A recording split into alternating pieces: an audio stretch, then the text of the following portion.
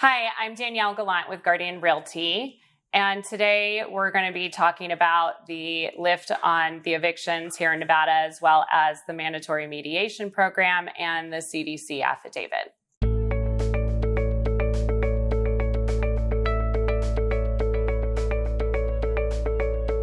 So as of October 15th, yesterday, the governor lifted the stay on evictions. So as of Monday, we can start posting the 7-day pay or quits.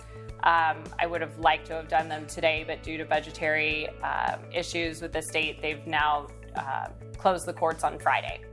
So we can file the 7 days on Monday, or at least post them and start the process.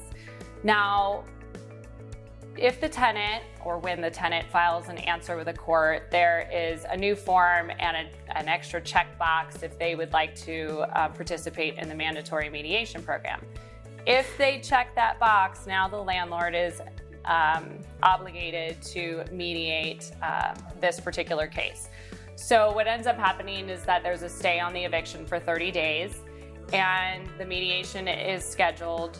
The owners do have to be present. As your property manager, I do not have the authority to negotiate on your behalf. It can be done telephonically or video, so for those owners that are out of state, it's not like you're going to have to come to Nevada. I know it's inconvenient, but it's the best we've gotten. At least we're moving in the right direction towards kind of getting through the last 6-7 months. The legislators also tied the CHAPS money, the rental assistance money, to the mediation program. So in order to now access those funds, you have to go through the mediation program.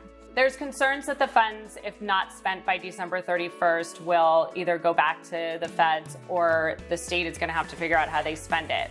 Either way, if it's not spent by December 31st, it's probably not going to go to the tenants. So the legislators have created a program that's only going to extend this process even longer, which means that it's going to go to less tenants either way. So for the tenants that only had 3 months of back rent, and they were able to get that rental assistance within 3 months and get back on their feet, that's a smaller balance than 5 or 6 months worth of rent. So the larger the balance is, the less people it's going to go to. So with that rental assistance money, if it expires at the end of December, then it's probably not going to go to the tenants. And then with this program taking as long as it's going to take, I mean, we'll file them next week. It's going to take at least until the following week before we can file with the courts. The courts are probably going to be backlogged, so it'll probably take them at least a week or so. We're going to be well into November.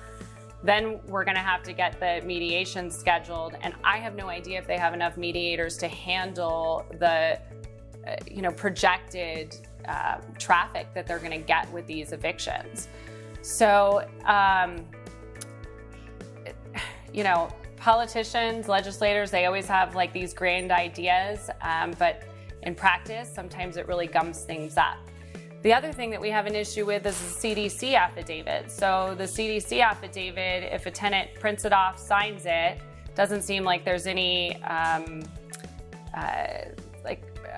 burden of proof on their part in order to be able to get that affidavit, to be able to even sign it. They just print it off and sign it. That effectively, I'm told, that means I have to completely stop the eviction program. So any tenant that provides, or the eviction process. So any tenant that provides that to me, I can't do anything until January, which means that I can't get them into mediation, which means I can't get them connected to rental assistance. So I'm trying to educate tenants and explain to them that that CDC affidavit is really not in their best interest because of the way Nevada has set up the rental assistance and tied it to the mediation program. And so a lot of them are open to it, and we're doing everything we can to work with the tenants to get them connected with the rental assistance. This is the classic story of two different government bodies that have completely just negated everything and are working against each other and making it difficult for all of us. So as I try these cases in the courts, I'll definitely keep you guys updated on how things go. And in the meantime, if you have any questions, feel free to contact me at the information below. Thank you.